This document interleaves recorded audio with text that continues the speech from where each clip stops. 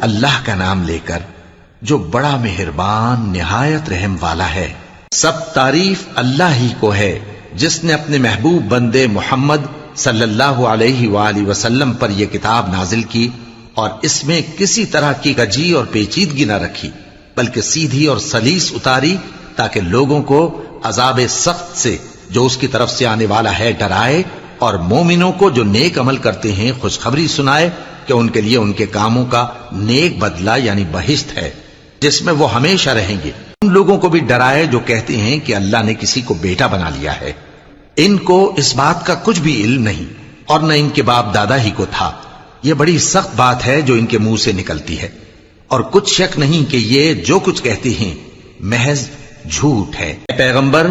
اگر یہ اس کلام پر ایمان نہ لائیں تو شاید تم ان کے پیچھے رنج کر کر کے اپنے تئیں ہلاک کر دو گے۔ جو چیز زمین پر ہے ہم نے اس کو زمین کے لیے زینت بنایا ہے تاکہ لوگوں کی آزمائش کریں کہ ان میں کون اچھے عمل کرنے والا ہے، اور جو چیز زمین پر ہے ہم اس کو نابود کر کے بنجر میدان کر دیں گے۔ کیا تم خیال کرتے ہو کہ غار اور لوح والے ہماری نشانیوں میں سے عجیب تھے؟ جب وہ نوجوان غار میں جا رہے تو کہنے لگے کہ اے ہمارے پروردگار، ہم پر اپنے ہاں سے رحمت نازل فرما اور ہمارے کام میں درستی کے سامان مہیا کر۔ تو ہم نے غار میں کئی سال تک ان کے کانوں پر نیند کا پردہ ڈالے رکھا، یعنی ان کو سلائے رکھا، پھر ان کو جگا اٹھایا تاکہ معلوم کریں کہ جتنی مدت وہ غار میں رہے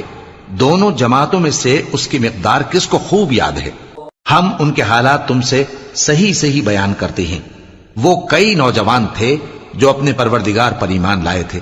اور ہم نے ان کو اور زیادہ ہدایت دی تھی، اور ان کے دلوں کو مربوط یعنی مضبوط کر دیا۔ جب وہ اٹھ کھڑے ہوئے تو کہنے لگے کہ ہمارا پروردگار آسمانوں اور زمین کا مالک ہے، ہم اس کے سوا کسی کو معبود سمجھ کر نہ پکاریں گے۔ اگر ایسا کیا تو اس وقت ہم نے بے عقلی کی بات کی